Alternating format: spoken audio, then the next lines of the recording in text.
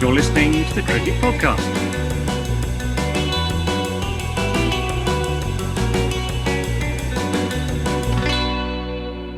Hello, everyone, and welcome back to the Cricket Podcast, where we're going to be talking about the Asia Cup. Sri Lanka, they did it.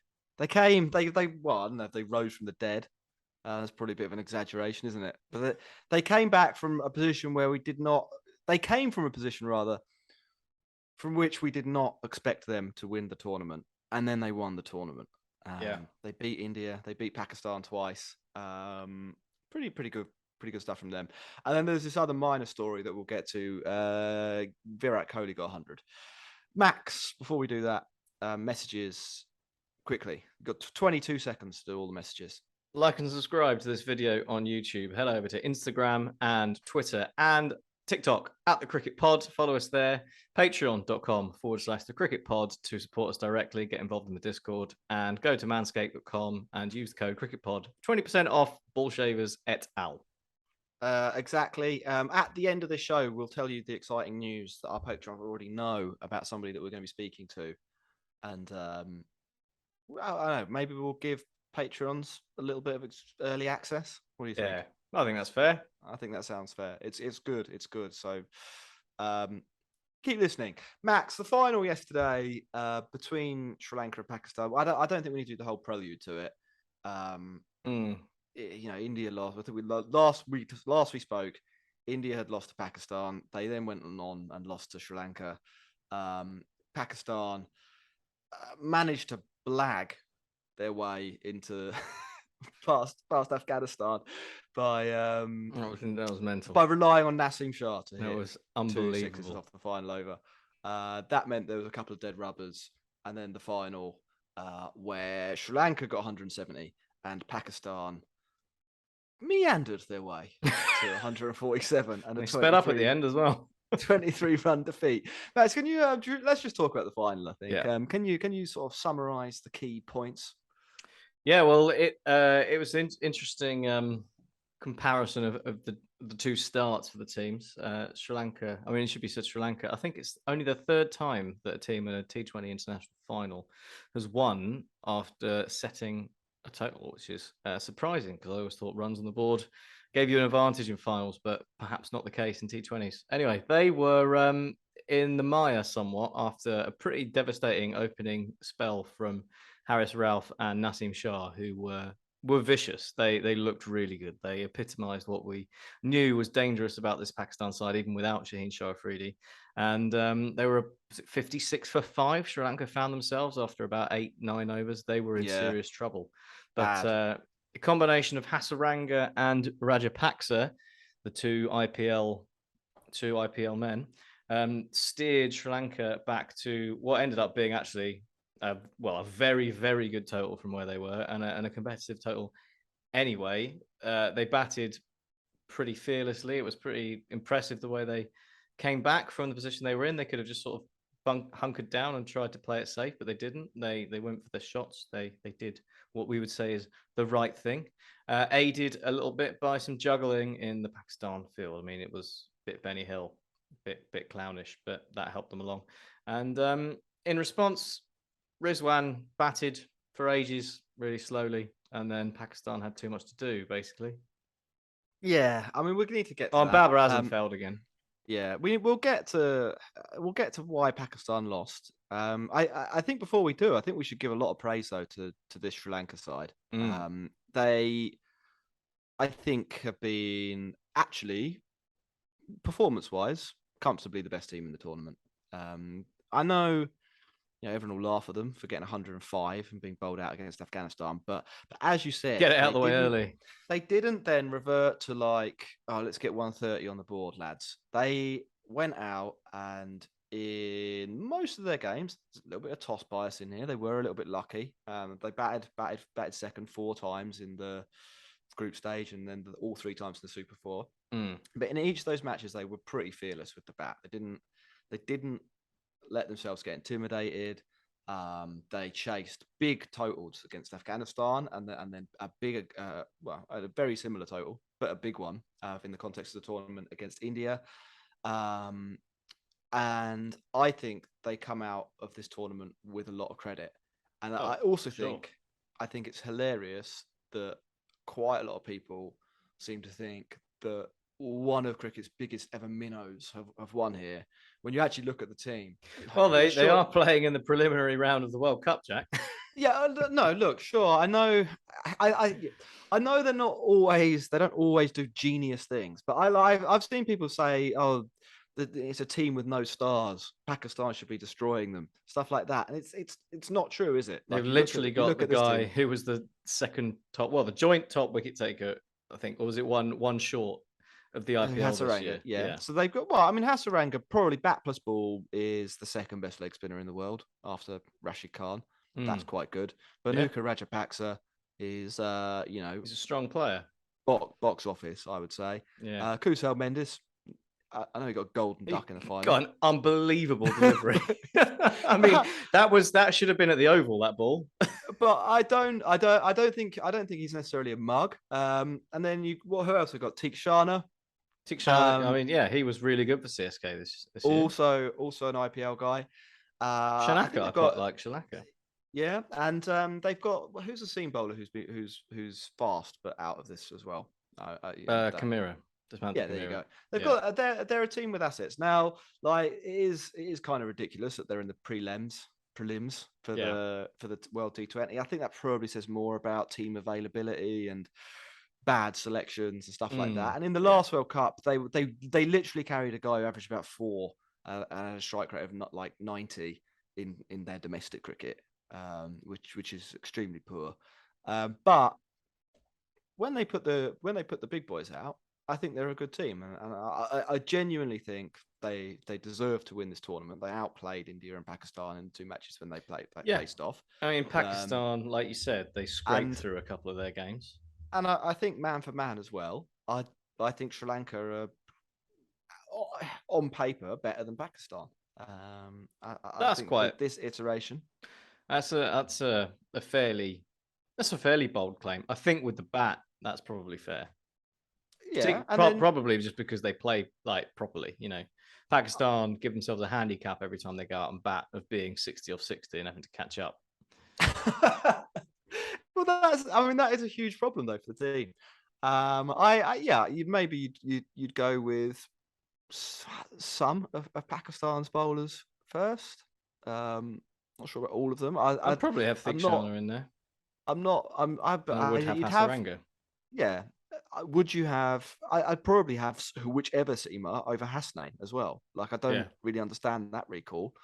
That's a vintage Pakistan move. I mean, you throw Shaheen Shah Afridi back in and maybe we reassess things. But in this tournament, I think Sri Lanka put out a better team than Pakistan, and they beat them twice. And I think they deserved it. Yeah. Can we talk about Rizwan and what that was all about? Let's do that. That's really fucking bizarre, isn't it? I know there's a couple of wickets lost early, but what actually was the game plan? Is it not? It's just him, innit? It's just how he plays. He nurdles it for 30 balls and then tries to catch up, and he didn't really manage to catch up. Is there anything more to it than that? I think, with him and Babar Azam, I think usually he does go a bit faster than Babar Azam, but not massively. Without Babar Azam there, it was he was doing that role himself, and there was no one alongside him to speed things up either. Runs. So it all just got on top of them, didn't it? It looked, from afar, you could come and look at it and be like, well, they've got a decent platform here at sort of just under the halfway stage. They've got catching up to do, but no, they never kicked on, did they? I mean, some of that you can put down to some decent bowling, Hasaranga in particular, and Thikshana is always difficult to get away, but it's not going to win you games of cricket. No, it's really. I mean, I just don't. I spoke to our friend Haider, who speaks Urdu, to get some insight into what people are saying about this. Yeah, and but basically what he was saying was that when you hear Rizwan speak about T20 cricket, he's like, yeah, I got a 50, pretty good.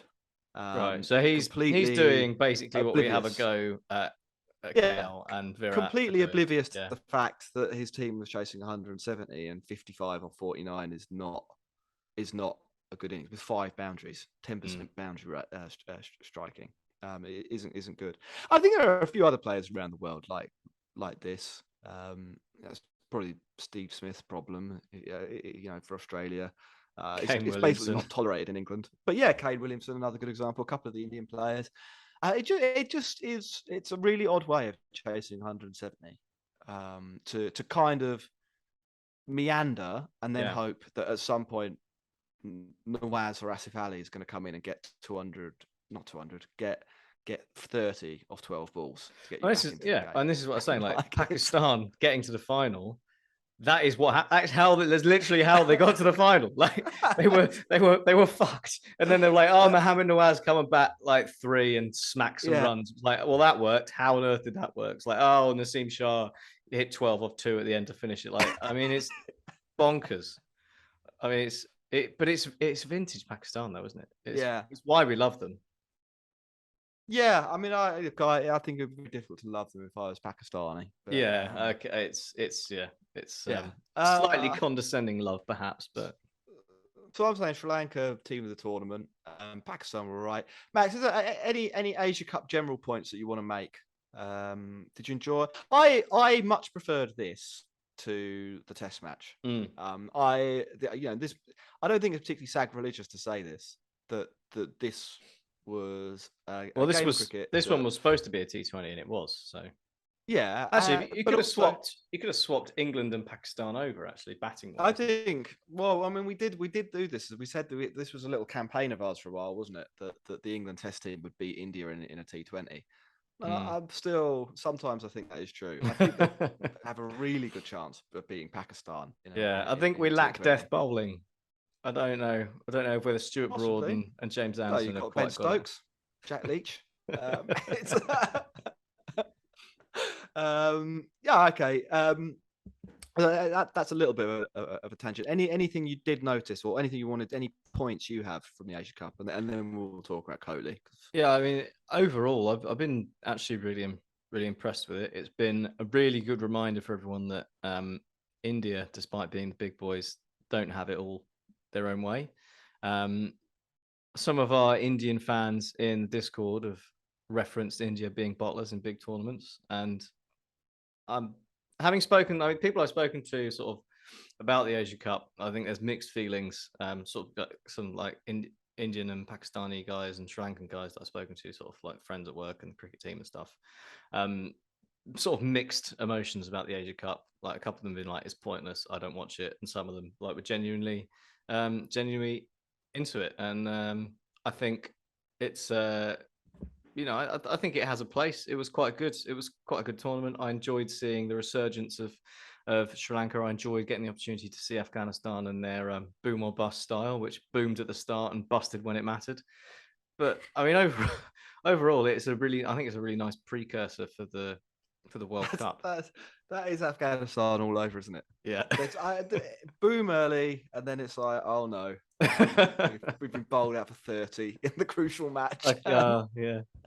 I really like it as well. I think it's a good tournament. There's a couple of really good things going for it. One, you get India v Pakistan matches, which I think is probably the reason for its existence. Yeah. But then beyond that, and I was reading Tim Wigmore's new book about cricket, and one of the chapters in the book is about how there are just better networks for developing cricket in Asia than there are in other places in the world, which is why why there are 5 test playing nations in this tournament, and what's the next best continent? 2, Australasia. Yeah.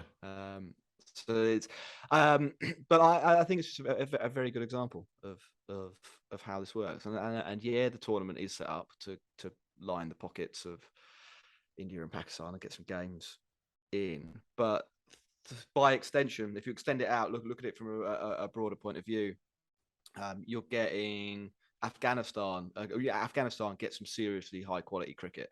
Yeah. If you take the European example of Afghanistan, Ireland, those when do they play anyone good? Yeah. In an actual serious cricket match, like it's they get like a prelude to the Ashes test every 4 years against England, and they were on the ODI circuit, weren't they, until they got rid of that tournament this year.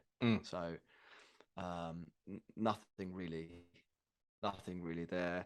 And then beyond that as well, you've got actual qualification potential and matches that are meaningful and so on for all of the other nations in Asia. So it was Hong Kong this time, but it could have been Singapore, couldn't it? Or it could have been Oman. Could have been Nepal. There's stuff to play for all of these teams in a way that there just sort of isn't. Like, what's the point of Germany playing Italy? Like, they're not. What's so that they can play France next year? I would like to see an Asia Cup in Europe. Probably not called the Asia Cup. We can work on the branding with England, Scotland, Ireland, Holland, and a qualifier. And, do that. England don't have to send their big boy team. No, send a Lions side, whatever. Yeah. Do something to help build those networks. And the extension of all this as well is that because there are things to actually play for Hong Kong and Singapore and whatever, they hire coaches and they get those coaches from other Asian teams, and you get better links. It's European football is the comparison. Yeah, the Euros. Well, and I think you could do the same thing with South Africa, Australia, New Zealand, and then Namibia, Zimbabwe, PNG. Yeah, I mean, you could do that as well. I think there's a case for it, and it would be good to see. But it's sadly, I think a little pie in the sky with the rise of every franchise ever. No, it's just not enough room. Maybe that this is the sort of this kind of tournament and these kind of connections are why the future really is Asian cricket. Yeah. Kohli 100. It was quite good, wasn't it? Very un-Kohli-esque. If Ross was here, he'd know the exact number of days. All I know is it was over 1,000. Was it 1,023 or 1,021? It's one of those two. I think I've seen both reported. But, maybe it's like an international dateline situation. It could be. So it's an extra day in Papua New Guinea. He was pretty good in this innings. I don't know. I thought it was better when he didn't get the 100 over and over again. It was funnier. I'm not sure. I'm not sure my meme game is quite up to Ross's when it comes to laughing at this sort of thing. Can you help me out? I think to be fair, we do tend to leave the memes to Ross, don't we? That's his milieu. That's where he excels, and all good on him for it. What odds did you have on Virat Kohli's breaking the 100 streak being in a T20? I mean, that must have been low down the priority list. I didn't think it was super high, and he got 120 or 61 balls as well. It was a pretty good innings. Big boy 100. 6 sixes and a bunch of fours. He literally destroyed Afghanistan. I thought it was unlikely. I don't think he had an international T20 100 before, did he? So he's got one in all formats now. Yeah. I thought it would probably come in an ODI. My other thoughts are that I don't know if this means he's back. I think there's a lot of wishful thinking here and a lot of stuff where people say the word confidence as though it means a lot more than it actually does. Some people it probably does. I mean, different players. People are confident. Some people are confident players. I mean, that it's not the be all and end all, but it does make a difference. I think after his micro break, he maybe has come back looking a little bit more refreshed, a little bit more up for it, a little bit more mentally sharp. I don't know if that's confidence or rest. I would probably argue rest. Rest, yeah. I would also point out, not to be too brutal here, but he did this against an Afghanistan team that completely phoned this in. Now, 100's 100, yeah? And maybe this is going to be Virat 2.0. But I am tempering my expectations until we see a little bit more consistency. Like, he Yep. plays so much cricket for India, and he is So good. even though he's not as good as he was, he's still an above average cricketer, you'd say. So it was going to happen at some point. I Yeah. don't think this automatically means he's going to do a Joe Root now. I think that's unlikely. I think it's probably more in the Temba Bavuma category. You know, that Temba Bavuma's got one international century, and you're like, that's ridiculous. He's talented. But you can go a long time. I think, without getting one. I think Kohli dropped off down to, that's going to annoy a lot of people, but that's where I'm coming at it from. Like, I think he's good. I don't think this solves the problem in my book. Yeah. I want to see. I mean- I want to see another one, and I want to see it against a better team that are motivated in not a dead rubber. Before I start waving the Kohli flag. I think it's an interesting thing in general, isn't it? There's parallels to the World Cup here with India, in that they started their World Cup in, well, comical fashion, really, in how they got blown away by Pakistan, never recovered from that, and then when it was all over and it was too late, and maybe the outside chance they had was winning by a net run rate that was, nigh on impossible, they absolutely annihilated Scotland. And they've done the same thing to Afghanistan here in a game that ultimately didn't really matter. And the only question I can ask is, obviously, the opposition is a factor, but the intent they showed, the way they batted, even KL Rahul struck at 150 in this game. Like, why don't they do that against the big boys? Well, because, and again, I'm going to be the heel in this debate, because they were playing against an Afghanistan team that dropped, or it didn't play. You never really know why the player didn't play when it comes to Afghanistan. But Naveen ul Haq, probably their only proven international quality seamer, didn't play. So they had Fazlak Farooqi and Farid Ahmed as the two seamers, and one of them is very experienced, but I think rated in Fazlak Farooqi. The other guy, Farid Ahmed, he's a nobody, and between the two of them, they went for 108 runs in 8 overs. So it's not. I don't know if it's an intent thing so much as Virat Kohli is amazing, and to a slightly lesser extent, but probably still true. KL Rahul is also excellent against seam bowling, and they came up against two probably not amazing seam bowlers and plundered them. Like, if you look at the Mujib 7.25, Rashid Khan 8.25, they're still controlling. They didn't pick up any wickets, but they're still controlling the run rate to some extent there. Yeah. Versus what else is happening? I mean, like, Farid's going at twice the number of runs per over as Mujib. There is an element of that. That how many teams line up with that as their pace bowling unit and how often do you get to play against those teams in a game where it literally doesn't matter? Yeah, that's my question on both those points. But good, good work. KL Rahul gave a slightly controversial interview afterwards, didn't he? Everyone thought he was a bit too smug.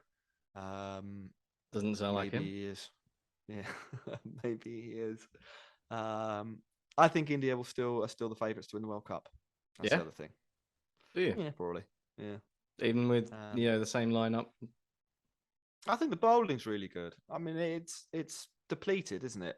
It was depleted by the back half of this tournament, but I think the bowling is so good that it will support them, and I think they're going to 170, 180 their way to the title.